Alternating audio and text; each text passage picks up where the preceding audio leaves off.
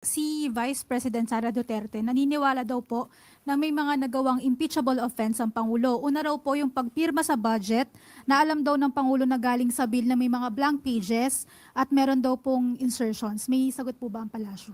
Unahin niya na po muna yung mga kaso niya bago niya tignan ang kaso ng iba. Sinabi din po niya, Yusek, na impeachable offense din daw po yung pag hindi ng isang opisyal kapag natatanong ng competency at kapag may nagsasabi daw na gumagamit siya ng illegal na droga. Unahin niya po yung sarili niya.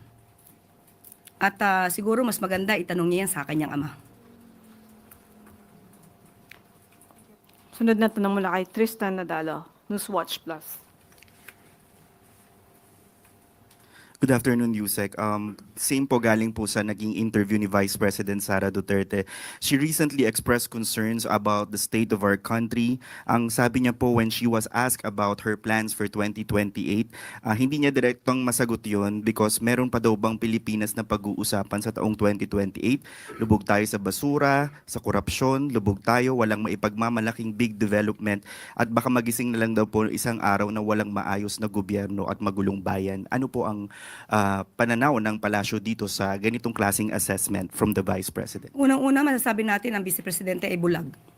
Hindi niya nakikita kung anong ginagawa ng Pangulo. Kanina lamang po ay kababanggit natin kung anong magandang proyekto ng Pangulo patungkol sa ating transportasyon, patungkol sa ating edukasyon.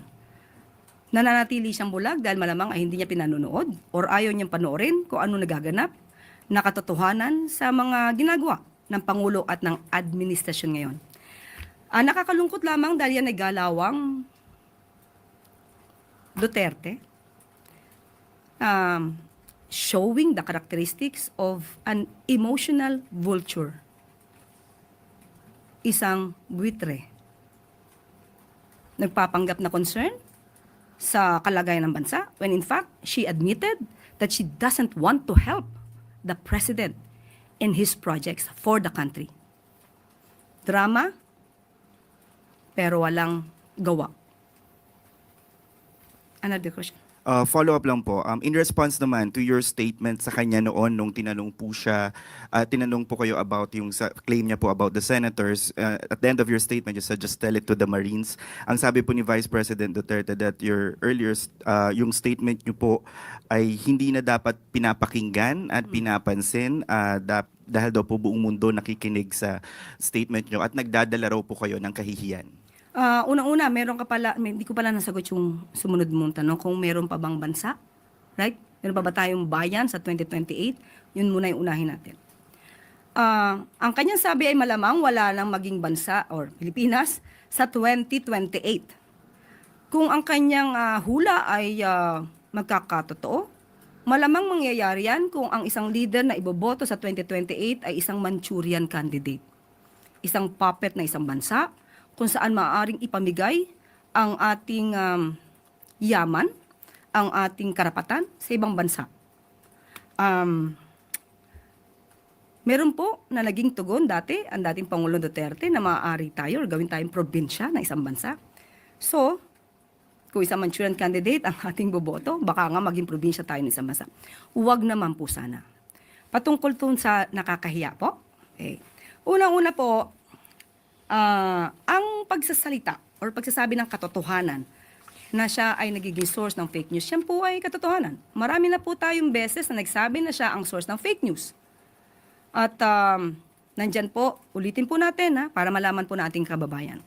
Nandyan po yung kinuwento niya about sa altered police blotter ng Beverly Hills na pinost pa, most probably ng kanyang kaalyado, na si Mr. Bobby Tiglao.